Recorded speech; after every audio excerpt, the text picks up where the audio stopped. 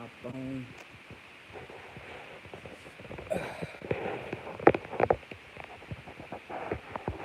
Let me get some harder actually. So this way. Retouch on it. What did I just touch? Retouch off food.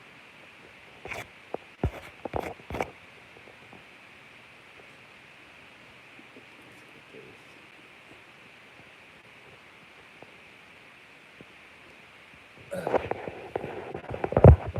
Yup, this is much better.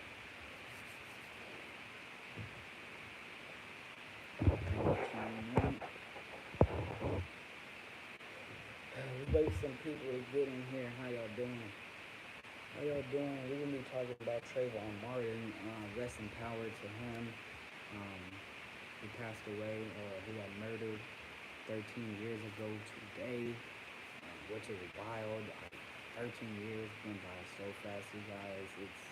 It's crazy how time just flies. But yeah, we're just gonna be, remembering his name and remembering the tragic loss that a lot of everybody was affected by it, and especially a lot of black youth and black America. We were really affected by this murder. So let's wait for some people to get in here. We got the hoodies on today. We got the hoodies up, so make sure y'all put your hoodies up for Trayvon today, yeah.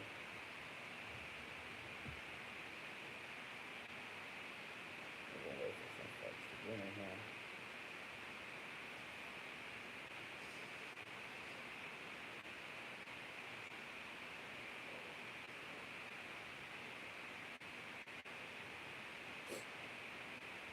I hope everybody doing well today. Who's going to rewatch this video? Dang, I low-key look like Trayvon, man.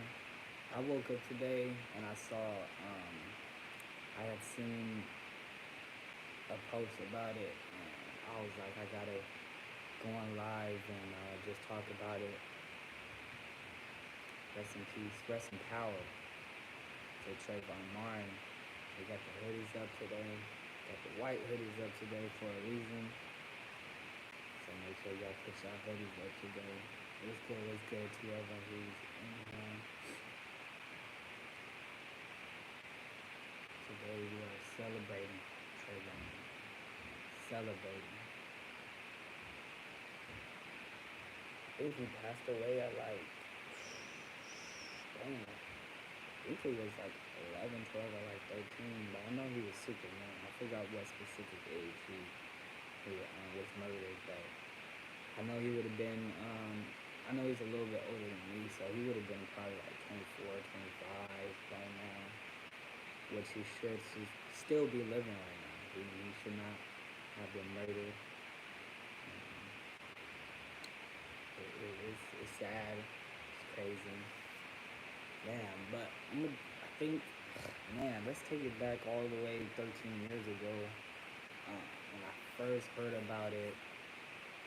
So, shoot, I remember, dang, where was I when I first heard about this? I forgot where I was, but I just remember my parents telling me about the story.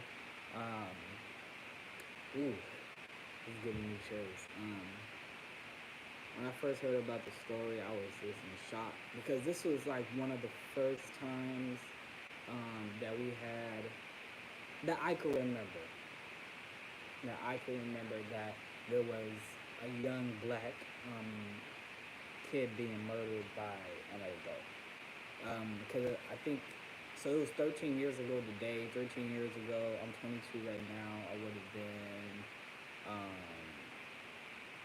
dang, 9 years old. God, I was 9 when it happened, or 10. Whoa, that happened a long time ago. That's crazy. That's wild.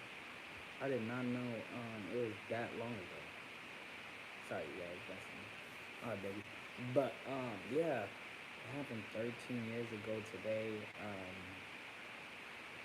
Man, I was 9 years old, you guys, when it happened, and it hurt me hearing that a young black man, young black kid was murdered for no reason.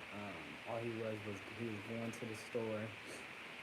He was he was getting some snacks and a drink, and he came back to go to his crib.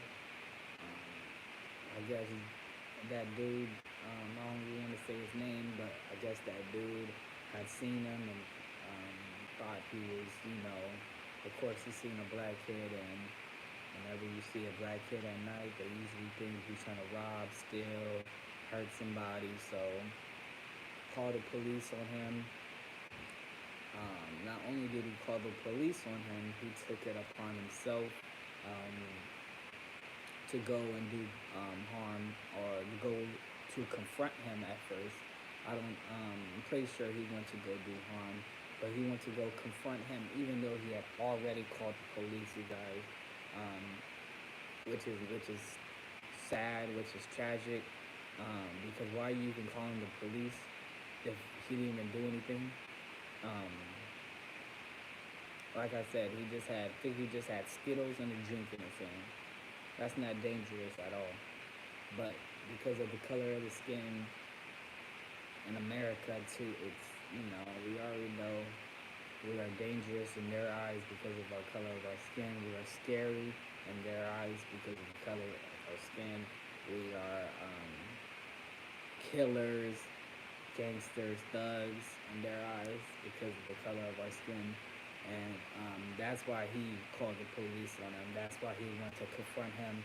And that's why he ended up murdering Trayvon Martin, a young kid. Um, Actually, and I want to apologize. I want to take that back. I believe Trayvon was a teenager, so I believe he was like 14, 15, 16, around that age. I can't actually look it up but I know, I'm going to look it up after, but I know he was around 14, 15, 16. And it's just a tragic loss. It's just a tragic loss. I appreciate whoever's in here who liked it. It might be, I don't know who it is, but welcome in, welcome in. But y'all give me 1 second, I'll be right back.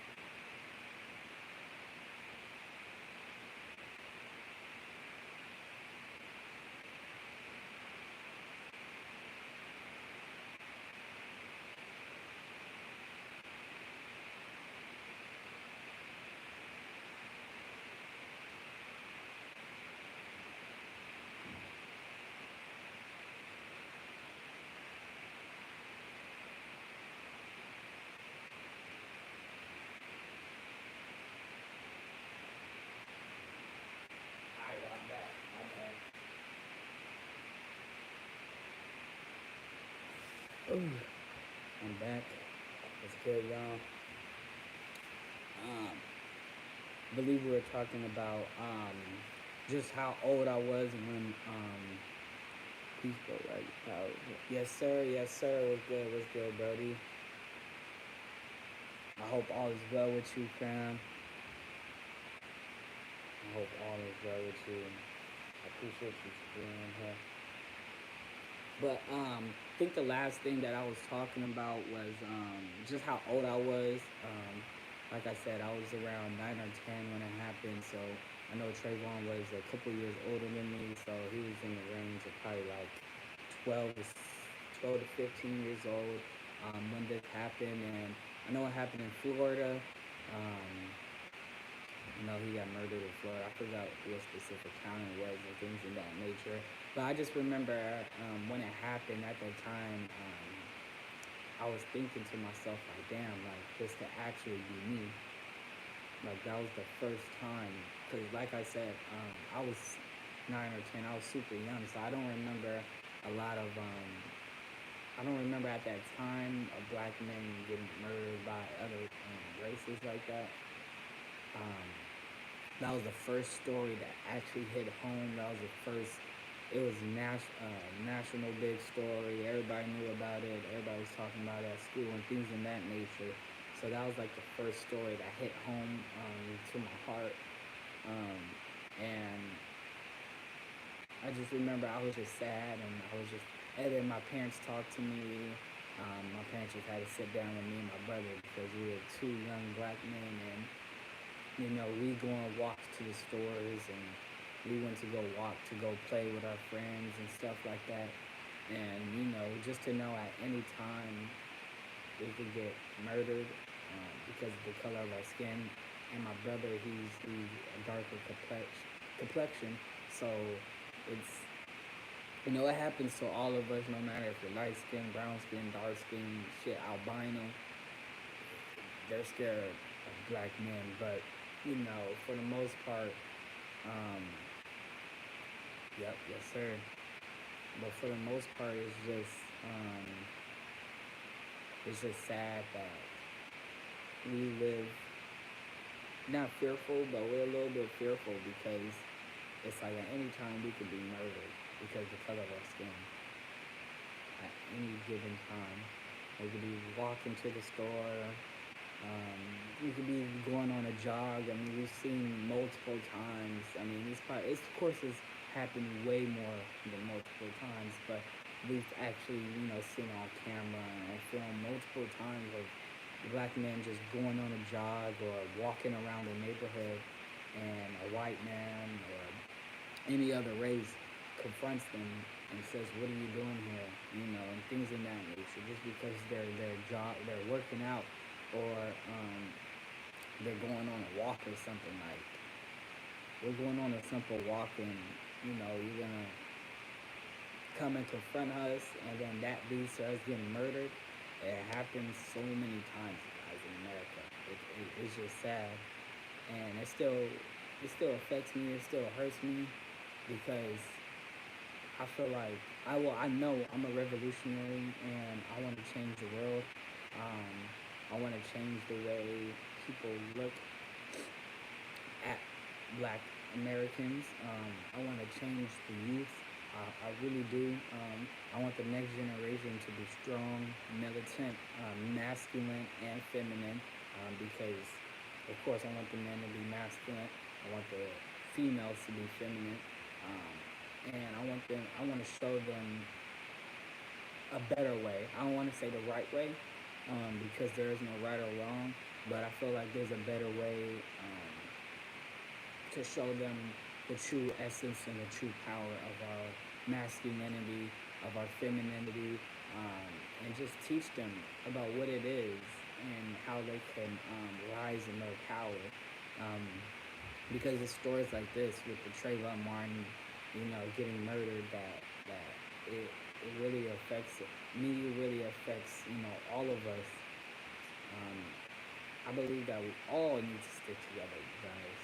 We all need to stick together, and we're not right now. As Black Americans, we are not sticking together. I'm not saying that we all hate each other, but we it's a lot of hate between us. It's like the crab in the barrel type of thing. It's like, because I'm at the bottom, I gotta keep you there with me. Um, but it's just sad because we have to change the way we think of each other. I want to see all black men and women, man. Like, I don't give a fuck. If I see a black billionaire, I'm happy for him. I see a black millionaire, I'm happy for him. I see somebody who was dead broke and you know created a business and made $100,000.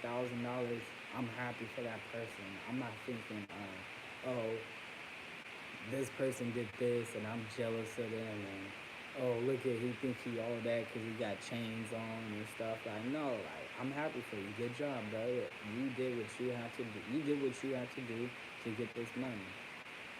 I'm not a person like I don't know why people show envy and jealousy towards other black folks who are winning. Like no, that could be you too. We all could be winning together. We don't have to, all this jealousy and envy and all these other things. We don't need none of that, you guys. We need to stick together. We need to believe in each other. There's stories like this, like Trayvon Martin, um, that's just like it should have sunk in like a knife in people's chest, and you're like, okay, y'all, we have to do it. There's been so many stories of black men getting killed, um, by other races, and other races stick together no matter what. We're one of the only races who don't. And we have to change that, you guys. We have to change, um, like Tupac said, we have to change the way we think, to change the way we eat. Um, we got to change everything because it's not working. And he said that back in the 1990s, that it's not working. And now look at us, now, still not working. So we really have to change, you guys. We have to love each other. We have to love ourselves. And most importantly, it really starts with ourselves because if you don't love yourself, if you're not kind to yourself, if you're not telling yourself good things, you're not going to tell other people good things, and you're not going to be kind to other people. Sorry, I keep getting notifications. I'm going to have to put this on to start it because it's going to keep distracting me. My bad. Alright, cool, I'm back. But yeah, y'all, it's really important for us to just change all that.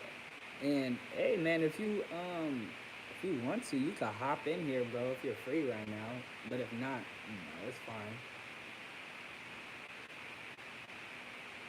Let me know if you want to hop in here. I'm pretty sure I can add people. Let me know, bro.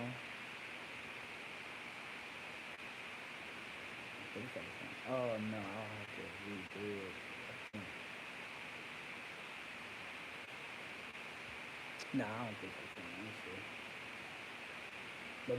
But we can start doing lives on here, bro, if you ever want to. Let me know if you ever want to start doing lives on here. Because I've been trying to, wanted to start doing more lives on YouTube. Because I know it could reach, a lot of more people. And I can also transfer it over to Instagram and things of that nature. So that's why I like doing lives on YouTube a little bit better. Because if you do it on Instagram, I can't really transfer it over to other things. But I know on YouTube, I can download it and transfer it over to Instagram if I needed to. But yeah, you guys, I'm gonna start doing more lives and things of that nature, and just talking. But today, it had really hit home. It had really made me sad. I woke up and had seen a picture of Trayvon, and it said 13 years ago today he had been murdered, and I was really in my bed just like, a little sad because I was like, damn, I still remember that story, like being there and hearing it for the first time. And then I remember a couple years later, I think I was like 12 or 13 when he got off. And I remember that that was the nail in the coffin because it was like not only did a young black man who looked like me get murdered, this dude got off and was parading and having fun while Trayvon is 6 feet under and his parents are grieving. And this man gets to go live his life the rest of his life. Well, I hope he gets, I can't really say, on YouTube, but karma is real, and he will get his get back. There's no doubt in my mind. He'll get his karma. It's coming to him. Um, I hope it does. I want it to. I'm gonna speak that to existence. But um, he was signing Skittles and doing all types of stuff like that's a I don't know. Other people might not look at it as disrespect and things like that. I think that's disrespectful, you guys. Not only do I see it, he's disrespecting Trayvon, but I feel like he's disrespecting every single black person in America. That's how I feel. I think differently than a lot of different people. To me, that's saying, ain't none of y'all gonna touch me. Ain't none of y'all gonna touch me. I'ma celebrate me murdering this young black man. And that really gets to me. That really gets to me mentally. It really makes me sad. It makes me mad. But man, yeah, I get it. I go into very dark places when I think about these things and talk about these things. But like I said, I just really want to change the world, you guys. I want to change the way we think, the way we eat, the way we process things. I want to change the next generation. I bet that. I want to change the next generation and how they eat, how they think about food, and how they think about school, how they think about themselves. Teaching kids that our history doesn't start from slavery. Our history starts from gods and goddesses to kings and queens. Teaching kids our power. Teaching the youth about how we used to have superpowers when we built the pyramids and all types of things. We created math, science, technology. We are the original people. We are the original creators of everything, you guys. Shit, Tesla, Elon Musk, they got it all from us. Everything. They learned it all from ancient Kemet. We have people over here in the Americas. They learned it from us over here in the Americas. The Americas, we have to call it that, but it's our land. We all know that. So like, I wish I didn't really know about specifically all this when I was like super young. I learned more about it in my teenage years, but like I remember being in school and I really thought like Malcolm X was a bad dude. Like that's dangerous, and it wasn't. And then that's because white teachers were teaching me, or other races were teaching me. It wasn't a black woman that was teaching me. So for a young black man going to school and them kind of teaching us, it was like Martin was the good dude and Malcolm was like the bad one who wanted to hurt people. That's how I kind of looked at Malcolm for a couple of years, and that's sad. Like that really hurts me. No black kid should be thinking that. But that's because our people need to tell our stories. We can't allow other races to tell our stories. They get to tell their stories because they're the victor and they're going to tell it however they want it. But we need to tell our story in whole truth and not let other races tell our story and water it down and lie and do all types of shit to not make us seem like what we really are. We have to change that, you guys. And I know we are the nicest group of people. We love everybody. We accept everybody, but we really need to come to an understanding that we have to take care of ourselves on that. Yes, we love other people, and we'll help other people, we'll help other races. For me, I don't want to see any other race, at the bottom. I don't want to see any other race in slavery. I don't want to see any other race in bondage. I love all people. I appreciate every single being on this earth. Everybody is needed. Um, but I love my people. I love being melanated. I love being black. I wouldn't change it for anything in the world. And I really want to just bring hope, bring power, and install into our people. I want to install knowledge into our people. I'm a student too, you guys, so I'm still learning. I'm not going to sit here and act like, I have all the answers, like I'm the smartest in the world. Like, no, I'm still learning. I still have so much more to learn. Like, this world is infinite. So that's how I look at it. This is infinite amount of knowledge that I can learn. And I have 10, 15, 20% probably downloaded. I have so much more, you guys. So much more. And probably less than that. I know I'm intelligent, but I know I need 60, 70 more years of studying to really have, to really grasp, this earth experience, this realm experience. So I'm not gonna, but I am gonna be confident in myself. Even though I know I don't have all the information, I still am gonna be confident in myself. I still am gonna come out and want to teach everybody, want to help everybody, want to help aid everybody, want to help heal everybody, because that's what I feel like I was sent here to do. I feel like I was sent here to just be different.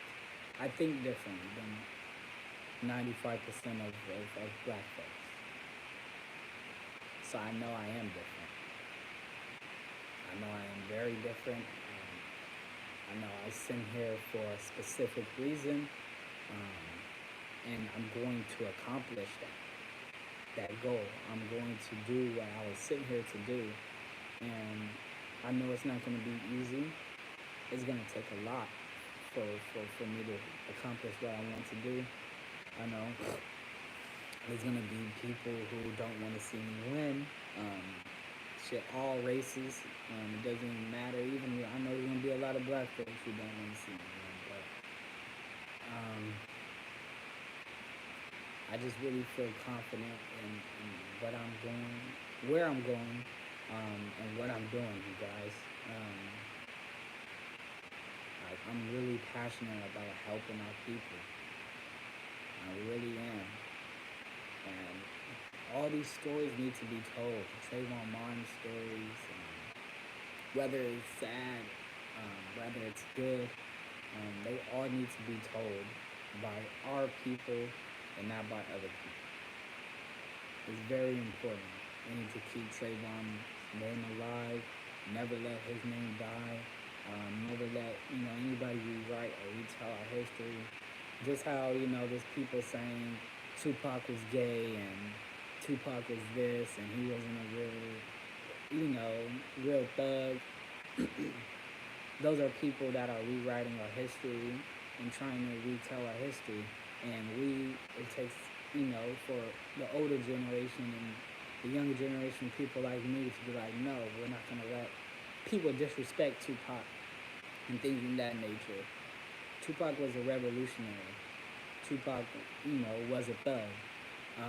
But not a thug in that sense. It was more of an acronym, Thug Life.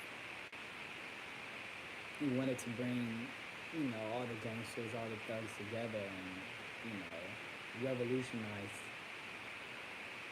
them. He wanted to act a certain way so he can bring all those types of people to him. And then he was going to tell them, bring the truth to them, bring knowledge to them, bring power to them. That's what Nipsey Hussle was doing. He came out, this is where I'm from. He came out banging. He came out, Hustle in the House, that was my song. He came out, Bees Ain't Shit, that was my song too. But he came out with a little bit more low vibrational music, so he could bring the youth, so he could bring, you know, the gangster thugs to him. And then as he got older, that's when, you know, all the knowledge started, he was spilling onto people, and they were listening. You know, sometimes you can't come out with, you know, all the positive things because a lot of the people aren't going to listen.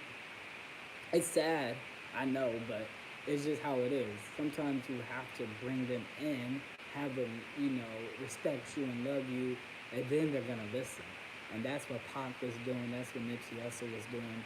They started, you know, Pac did it late. They did it, you know, a little bit opposite because Nipsey started that way, started that way, like banging and things in that nature. Even though he was a real gangbanger, he started off like that so he could bring people in. Pac, and on the other hand, he was soft spoken in the beginning, was super nice. You know, just was just focused on being a revolutionary and his career and stuff.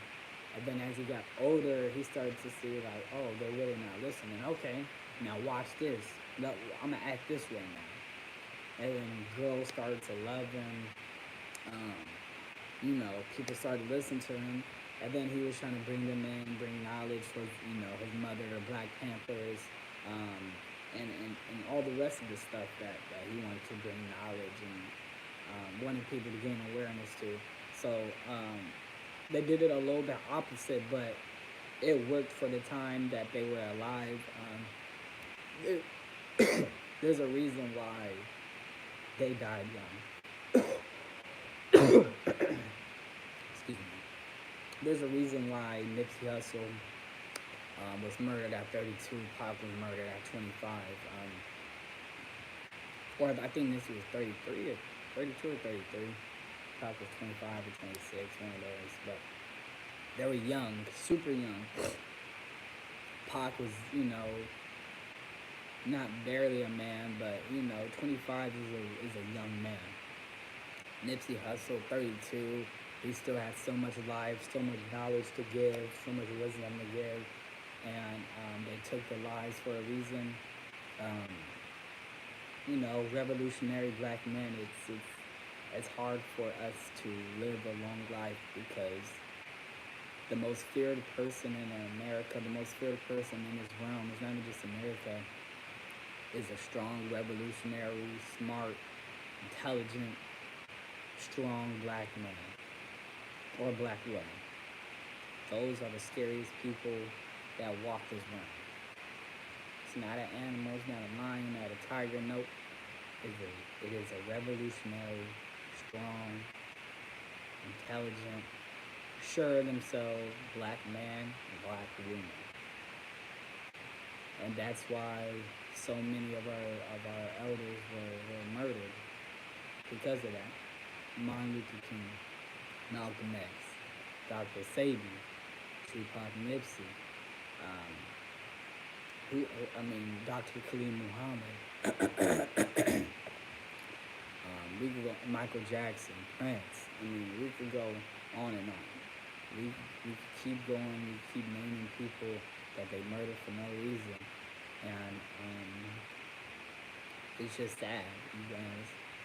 But we can't let that scare us, because I know it scares a lot of people, and it's like, shit, if they're murdering, you know, all these people, then why would I want to do it? But for my message to all the black youth, and to all the other people that are around my age, it's like, you know, we look at gangbanging and things in that nature as cool or whatever, and people, they die every single day. So, you know, if you are gonna be a YN and you want to crash out and do things in that nature, then why not have it be against, you know, the real enemy? It shouldn't be we each other. We're not each other's enemy. It's not in our nature to want to hurt each other like that. That's why it's so weird. Like for me, like one time I was at work, I took a break outside. It was like in downtown Riverside. And it's not in my nature to look at another black man and automatically get mad or want to fight him or anything. Like, no, I'm going to look at you, oh, what up, brother? What's up, my brother? So there's a young black man riding down on like one of them electric scooters or whatever, and I looked at him. I smiled. I was like, "What up, brother?" Like he looked like me and around my age. So I was just like, "What's up?" And he looked at me like in disgust, and he just mean mugged me and was just staring at me. And I already know what that means, but I didn't give him the time and nature. I'm like, come on, bro. I just waved him off because like I was in a good mood. It was like my first week at that job, so you know, I'm not gonna fight somebody outside the job and then get fired. I got bills and a son to take care of, so that would be stupid on my part. And he's just I don't know what's going on with him, but it's just sad that we can't even look at each other and love each other. Like he had no reason to mean mug me and want to fight me or whatever he wanted to do to me, want to hurt me for no reason. Now he wouldn't have been able to. He wouldn't have been able to, but um, but it's just sad that was the first thing in his mind was to mean mug me and probably try to hurt me. Like that's really sad. Because when I look at my people, that's not my first impression. Like, no, I want to get to know you. I want to appreciate you. I want to help you if you need anything. Like, I don't want to hurt nobody, especially another black man and black woman. We have to love each other. We have to be there for each other. Nobody else is going to do it, so we have to do it. We have to bring back black love and black excellence and, supporting each other and just loving each other. Appreciating everything about each other. Appreciate, black women, for black women just appreciating, black women and black men. And for the black women, not always being in competition and just supporting each other. If you're a black woman and, you need a hairstylist, try to make it a black woman. If you need a designer, try to make it a black man or black woman. Try to put each other on. Try to support each other. If we got businesses, spend money. There's people out there spending 10, 20 racks at Gucci, Louis, Fendi, Prada, all these, designers. Why can't you spend 10, 20 racks at a black-owned business? We make similar clothes, if not better. They get their shit for super cheap. They getting their shit for like $1 or two and selling them shirts for like $400-$500. And it's the same material. The designs aren't. It's just because of the name. It's literally just because of the name. Me, I would never sell my clothes for that much. I don't care how much money I have. I don't care how big I've gotten. No, I want my people to be able to afford it. But at the same time, there are a lot of us. We do have a lot of black folks. We do have money, so I'm not gonna act like all black folks aren't as fortunate with money. I don't want to say broke because none of us are broke. Broke is a mentality, but I want to say aren't as fortunate with money, with lots of money. But everybody that's in here, everybody that's subscribing on YouTube, we all gonna get to the bag. And I wish that for everybody. We all gonna be successful in our fields. Whatever success looks like to you, success is different from everybody. So I want to say, whatever success looks like to you, you're gonna be successful in whatever you want to. So I want to put that out into the world. But my bad, I got a little off track, but I just want to say rest in power to Trayvon Martin. I want to say you will never be forgotten, Trayvon. I'm sorry that had to happen to you. I'm sorry to your family also who suffered a significant loss. I don't ever want to imagine losing, my son, because, I would go crazy. So, I just really appreciate you, Trayvon. You had a great smile. You're just a young black man, and I know you would have done great things on this realm. I know you want to be, I think he wants to be like a pilot or something, so I know he would have done great things. I know he would have flew all across the world and things of that nature and been to different countries and had a great family. So I just want to say I appreciate you, Trayvon. Somebody like me, we are gonna always keep your name alive. Shoot, I hope to use you know your face and make like cartoons and shows and things in that nature and have somebody that looks like you in there to keep your name alive, keep your image alive because I know how important that is in this room to keep people's names alive and to never be forgotten. So I want to tell you, Trayvon, you'll never be forgotten. We love and we appreciate you. Um, yeah, y'all, that's the end of my live. I appreciate everybody who stayed in here. Peace.